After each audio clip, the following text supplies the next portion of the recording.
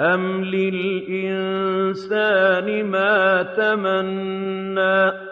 فَلِلَّهِ الْآخِرَةُ وَالْأُولَىٰ وَكَم مِّن مَّلَكٍ فِي السَّمَاوَاتِ لَا تُغْنِي شَفَاعَتُهُمْ شَيْئًا إِلَّا مِن بَعْدِ أَن يَأْذَنَ اللَّهُ لِمَن يَشَاءُ وَيَرْضَىٰ